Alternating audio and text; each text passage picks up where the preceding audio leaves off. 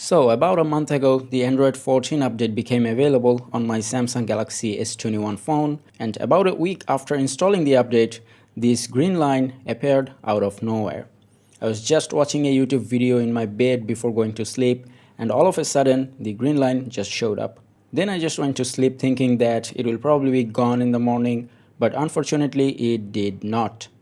And at this point, a lot of people are saying that Samsung is doing this on purpose to make you buy a new phone.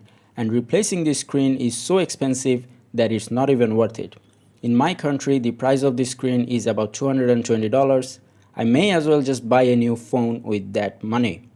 So long story short, yesterday another update came out on my phone, and I'm hoping this update will fix the issue. Probably it will do nothing and more green lines will appear. I don't know. I'll let you guys know after installing the update.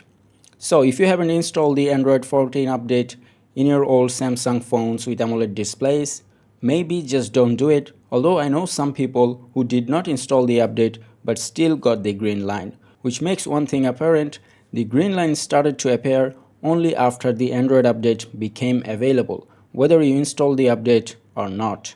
And that's it for today. Let's see what happens, and I'll let you guys know. Don't forget to subscribe to Droid Leopard.